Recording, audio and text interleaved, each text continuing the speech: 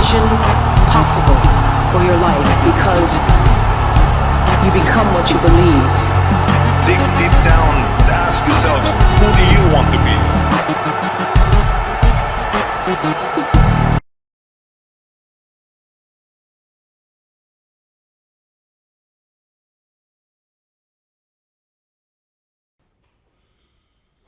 Ladies and gentlemen, boys and girls, Mashita number one, welcome to it. It's in the game with Mpixo P, the greatest on Free State Online Network. And guess what? What a weekend we come from, because Manchester City are the champions. But I know a lot of people would say, we knew. But the question is, did you really know until the last day? What I love about it, it went down to the wire. And we also saw Klopp there saying his last goodbyes to Liverpool fans and the team as well. So I can't wait to see Liverpool in the upcoming season. But none, when we put that aside, right, and we come back to South Africa, because the most important thing in football is how players are developed. And with me in studio today is a coach who we are going to have a chat about developing players. And they have an academy that has started, and they're doing great work there. I'm loving what they're doing, and I've been there a couple of times to check on the boys, and believe me, the future is looking bright. Coach Nico,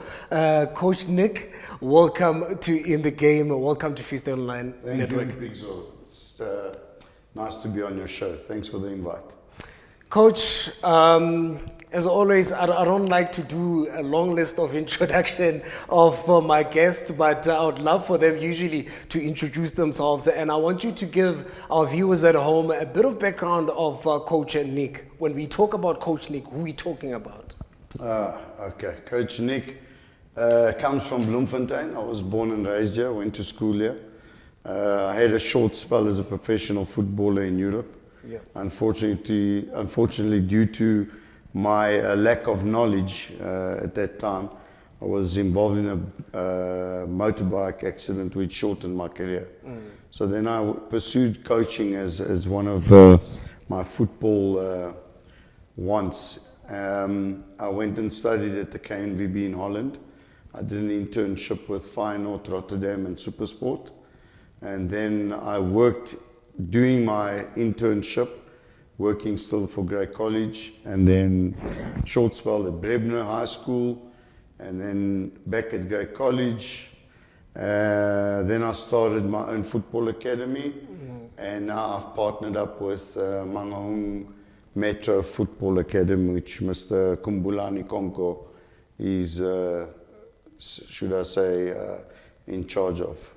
So in just a short brief, that was my shortened football career as a footballer, and now I'm pursuing coaching as a passion and as a career. Coach, look, you went and did your time with studying coaching in Holland, as you said.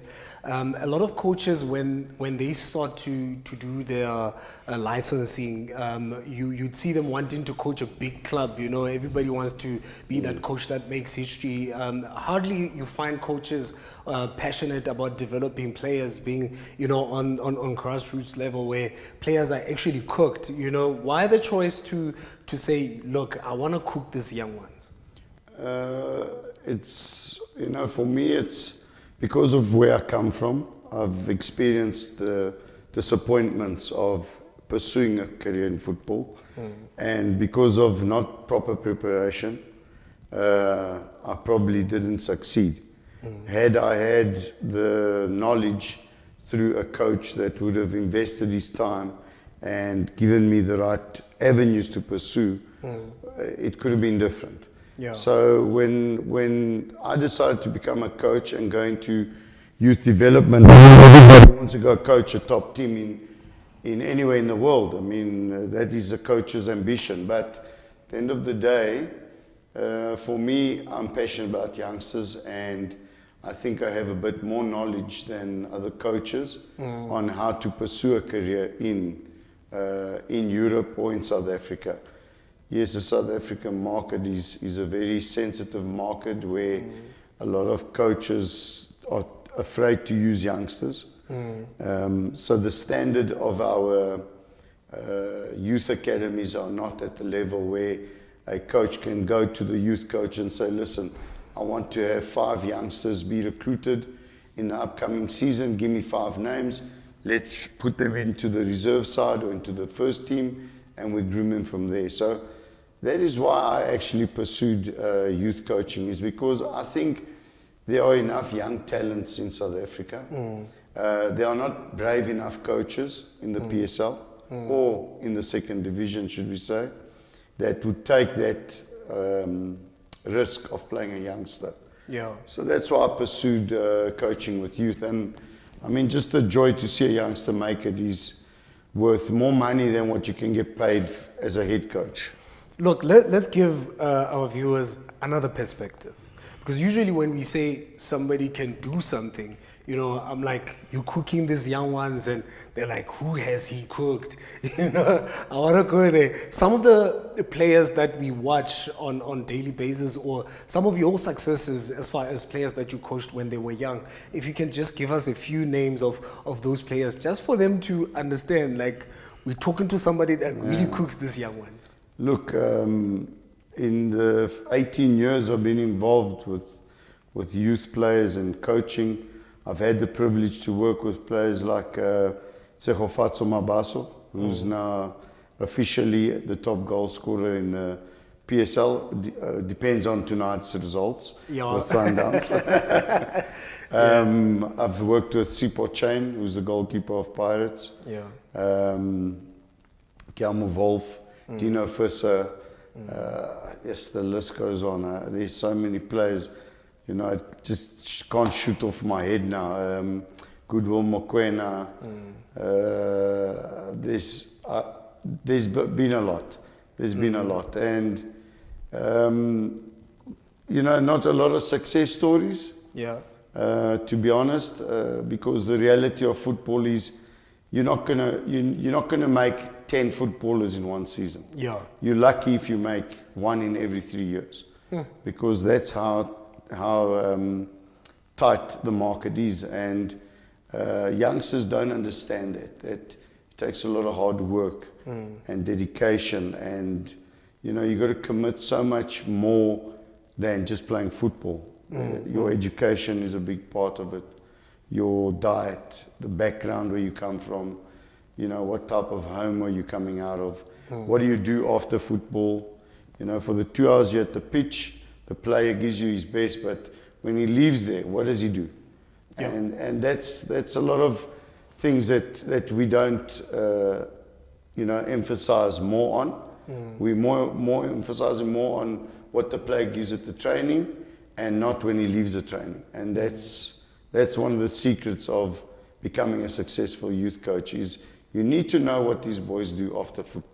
You know what, Coach? I think let's hold it there. When we come back from the break, I want us to touch on the key elements that makes a development player and that raises a player, whether they make it into, you know, the mainstream football or they don't. But what are the key elements of building a young player? We're definitely going to a break, and when we come back, we are definitely having that conversation with a coach. For you as a young coach at home, and you are working with those under 13s, under 15s, under 9s, under 11s, this is your moment. This is a part you shouldn't miss. Let's go to a break. When we come back, coach is still in studio. Ayo. Dig deep down, ask yourselves, who do you want to be?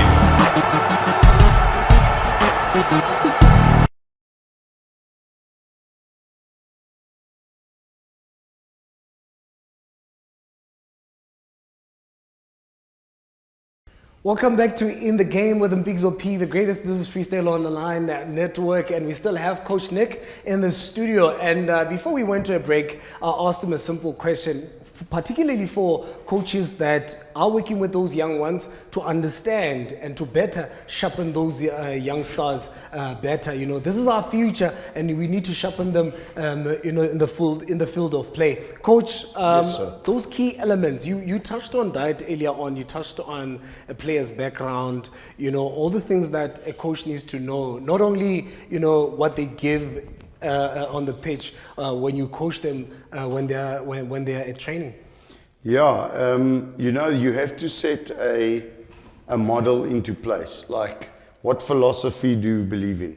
Yeah. What philosophy are you going to implement in your youngsters? So because of the background I've got with the Dutch philosophies is it's a simple philosophy where you develop a player in his position, but with the modern game it's changed so much that players have to become adaptable to many variations in football. So we lack a thing of technical abilities in youngsters. Like we don't have, if we take statistics in Europe, you see the Champions League, when they put up the stats and they say so many passes completed, things. A lot of those things are small data that coaches work on because they look for something in a player. In South Africa, we can't use that because how many wingers do you know that can actually cross a ball 10 times into the box and find their target?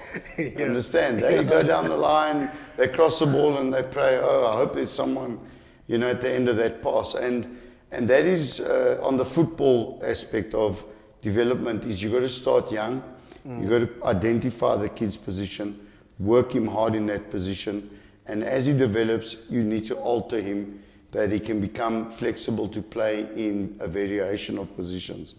Then outside of football, a coach needs to build relationship with his players. Yeah. In the sense of he needs to know where the player comes from, where's his upbringing, is his parents stable, does he leave home, does he come to school, has he eaten well, all those things you need to find out. And there's a lot of players that take time to open up to you, but you got to discover and feel them out. And eventually you'll find out that, you know, you'll find out that the most talented players are the most ill-disciplined ones. And the most untalented players are the hardest working ones. And those ones you can, as a coach, you can identify and say, I will invest my time in this kid, the hard-working one, because the talented one will come, do his thing, go home, and he'll chill. Where the hard-working one will leave the pitch and put in an extra session somewhere else, or he'll do extra weight session, or you know, he'll want to succeed. And that is for me where I saw that in South Africa, if a kid has an opportunity and coaches open up those doors, there are players and there are youngsters that want that if they get that opportunity. And that is why myself and Kumbulani decided on this venture together, is that we share the same vision and we believe in the Bloemfontein youngsters. The problem with Bloemfontein, we don't have a league. There is no club football here. According to SAFA there is, but there's no integration. Why are there no white kids playing football in the township? Why are there no township kids playing in the white suburbs? So this is where we want to integrate and bring the cultures together. Coach, talking about integration, one of the things that I always ask myself how it works is players adapting. You know, you find players that play almost their whole career, you know, in the location, we know, no grass, nothing, and then all of a sudden, boom, as they get older, we see a bit of talent in them. They are scouted to an academy, or they are scouted to a club for that matter, and then when they get there, is lawn. That means now the boots, you know, selection is something different. How do you help a player to really adapt as quick as possible? Because another issue with South African football and development is there's always no time in between players that we see moving from the location to playing into like professional setup. Yeah, look, Mpixo, the problem is, you know, a lot of I blame a lot of this on SA football, or SAFA should we say. After the World Cup, things had to be done. Fields were supposed to be erected. Like you said, how does a player go from gravel to a lawn? And that is what I try to explain to youngsters. You can't play football on gravel because that's not where you're going to apply your trade. Yeah. You're going to play on grass. The whole world does it. You don't see people playing on gravel. So the quicker we move to changing that mentality of no, kids can play on gravel and that's where they'll develop and things, that is nonsense. The sooner we get those kids to live and play in a professional environment, the quicker they'll adapt to the modern game, the quicker they'll adapt to an opportunity to trial somewhere. Because remember, some of these kids don't even have studs on their boots because they play on the gravel. So after 3-4 months, those studs are gone. They get to the grass fields and they're busy sliding everywhere. Yeah. So this is the problem that I see in South African football is SAFA needs to take accountability, and then the PSL clubs need to take accountability. They enrich themselves with a lot of TV rights, which they can pump into youth football, because that is where the future lies. And you know, if kids don't make it in football, there should be a second plan, and that's where education comes in. That is why I'm a firm believer in a player only leaving school and pursuing football after he gets his matric certificate. I've made that quite clear with my previous youngsters. So because I was unfortunately stupid enough to leave school to go and pursue a football career which didn't work out for me. So that's why I'm so reluctant on getting those educational incentives for them and giving them that incentive that if you get your matric certificate, we'll groom you, we'll give you the chance. So what's happened is I had a youngster that I worked with at Great College, Ezio Panelati, from the age of 8. And he's now just signed for a club in Portugal. So when we did the whole transition of him leaving South Africa, going overseas, we looked into the educational part of it, online schooling, private schooling there, and the boy's doing very well. We got good news that he'll be signing for the under-17 Estoril Football Club, which is the one I'm actually wearing here. He'll be playing in the Premier League of the under-17 Portuguese league, so he'll be competing with the best of the best in Portugal. And there are South African black kids that I feel can have that same opportunity. But we need to get them in the professional environment, the professional methodologies, the professional approach sooner than, oh no, we'll wait for him to get older. It doesn't work that way. If he's 6, bring him across. Coach, look, we're going to touch on that, the age issue. We're calling youngsters people who are 23 years old, youngsters, and also touch a bit on the academy as well, just to check if people can still be able to bring their kids and join the academy. I mean, who doesn't want their kid to be in a structure that works well? I'm not saying other structures are not working well. Don't make a mistake. No. People will catch, will catch shots. But we'll definitely discuss that after the break. So we're coming back after the break, and we'll be discussing more on the academy that the coach is working with, and also what's this whole thing of youngsters being 23? When we come back, Ayoba. Dig deep down and ask yourselves, who do you want to be?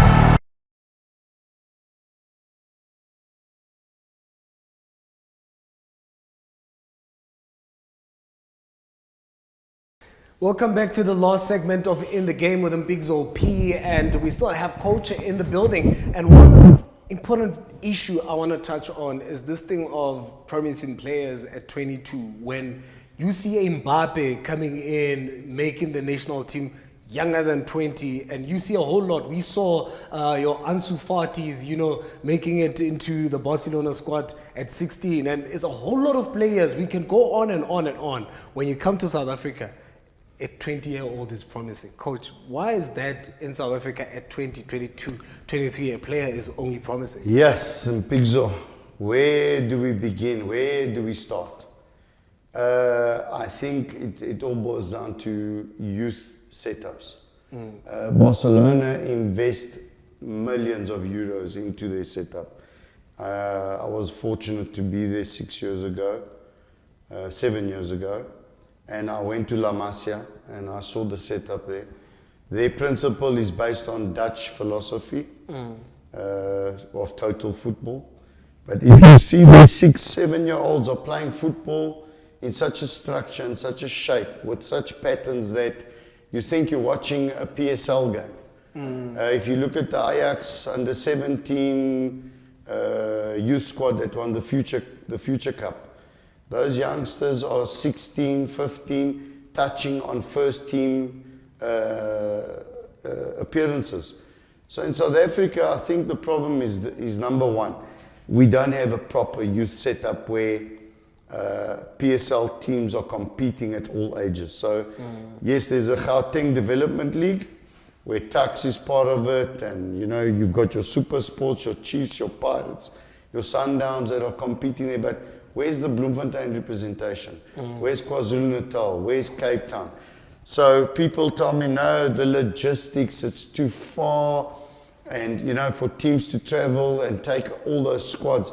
But if you look at it, if Chiefs play Cape Town City, why don't they take their whole youth setup to Cape Town and have a home and away structure like they have in Europe? If it's logistically based, then do a Northern League and a Southern League where you can take Free State teams and compete in the Gauteng Development League. And that's what I told Kumbulani, is that if we reach that point where we can go up to Johannesburg and say, leave on a Wednesday and get there on a Thursday, and say Thursday night you play Pirates, and then Friday morning you play Chiefs, and then Friday afternoon you play Wits, Saturday you play Sundowns, where you can compete also in that prestigious league, you know. Now we come to Bloemfontein, there is nothing.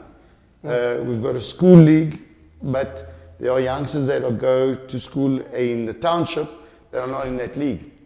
So how do we accommodate for those kids? And that is the problem. Then touching on the development thing, I think, and that is what I spoke to you before, is coaches are not brave enough to take youngsters and say, I'm going to take 15, 16 and a 17-year-old and push them into my first team, give them appearances for 10 minutes, you know, get their, like they say, wet their feet a bit, or, you know, wet their beaks, just to taste, you know. And at Ajax it worked very well. When Ajax was in South Africa, the Ajax Cape Town concept worked brilliantly because the Dutch had a structure. They produced over 100 PSL players in the time they were here. They produced some of the best South African exports.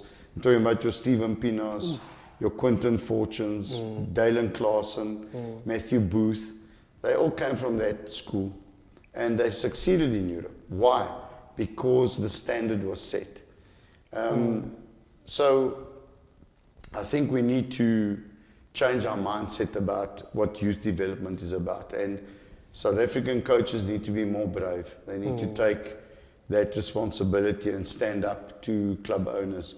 I'm sure that if a coach like, let's say at Chiefs, who's the Kevin Johnson tells Bobby, listen, I want to bring 5 youngsters into my youth setup, he won't allow that. I'm sure he won't allow that. Because Chiefs is a big club. Their supporters are constantly, you know, screaming and shouting what's going on here. Pirates the same. I mean, so there is where the responsibility falls on. Is I think coaches need to stand up to the club owners and say, listen, are we going to go shopping for players that are 22, 23 and say they're development players, or are we going to create our own development players? And that is the secret of a youth setup, is that we don't need to go buy players when you have a structured football club that has a feeding ground. And the nice thing about it is parents will identify the club. They'll want their kids to join the club because they'll say, this is a club that's professionally run. My kid's got a chance. And coaches must be honest. I mean, if you're not honest with the youngster and the parent, then you're not a coach. And you got to be very, very honest with them. And I've broken a lot of kids' hearts by being too honest. But the reality is a lot of them pursued other careers and became very successful at it. And I'm quite straightforward with a parent also. If there's something wrong, you got to tell him. He can't expect the coach to do something with a kid that he's not capable to do. If I see the kid is lazy, I'll tell him, your kid is lazy. He needs to work harder. He needs to watch what he eats. He needs to put in extra sessions. So all those things, and it hasn't won me a lot of friends in football, which doesn't bother me at all because I'm not here to make friends. Yeah. I'm here to develop youngsters and to give a youngster opportunities. And at the end of the day, my reputation is about developing young boys, and I'd like to keep it that way. I don't want to do anybody favors and get a player who is 23 years old and you send him to a club, and because the coach there, he signs him, and it doesn't work like that. You're not going to succeed. Listen, Coach, because of time, I just want us to wrap it up in less than 2 minutes. Yes. Just as far as the academy is concerned, tell us a bit about the academy real quick, and how can parents that wants to see their kids participate, because I believe, 3-4 years from now, it's not going to be easy to be part of the academy, because I know for sure the system is going to get tighter as you guys go forward, and the reputation. Mpixo, our big plan is we started off with a soft approach to the football market in Bloemfontein. So we've put in a lot of youngsters where we feel that we have got a lot of more talent to fill in more positions. So we are going to approach it in baby steps. We're not going to come in with a big bang and say, this is us, take notice, bring your kids, or stay away. We're going to let it develop by itself. Let the academy develop its own reputation and its own status of success. We're going to compete in the Brebner tournament now in June with the under-15s and under-17s. We've been invited to the Kapstad Cup, which we are going to. We're taking under 9, under 11, under 14 and under 16 squad. And we're going to enter a team in this local SAFA league. I'm not too excited about that, to be honest. But I think we need to make a stand and, make those people aware that, there is talent in Bloem, and we want to set a standard which is going to be to the standard of European clubs. We're currently using St. Andrews training grounds, which if you've been there, you have been there obviously. Yeah. You've seen the standard of their fields. It's up to European standard, I would say, as a training ground, not a playing ground. So the kids, when they get there, they don't struggle to finish complete passes or to start with a pattern play or to develop their skills in crossing or passing or things like that. So that is where we want to be. Parents are welcome to phone Mr. Kumbulani or myself to find out more information, but our doors are open to everybody. Yeah. Kids are welcome to attend. We train on Wednesdays from 4 to 6, and then on Saturday mornings from 9:30 to 11:30 for now. We are in talks with another entity to acquire more fields where we will have more training sessions. So, in a nutshell, thank you for having me on your show. To the parents that are interested, please come join Mangaung Metro Football Academy. I can promise you they will get the best service when it comes to football and good coaching. Most that definitely. I can promise you. Thank you for your time. Thank you so much, for Coach, for honoring our invite. We are excited to have you in studio. But this is how we end it. We end the conversation with Coach. Hopefully, you'll make sure that you pass by just to check and just to see for yourself. the standard of football that is being played by the academy. But as always, I don't close the show without saying this: to whom much is given, much is expected, and to whom much is expected, much is required. Every champion that is a champion today was once a contender who refused to give up. I'm Mpixo P, the greatest for Free State Online Network. God willing, I'll see you next time. Ayob.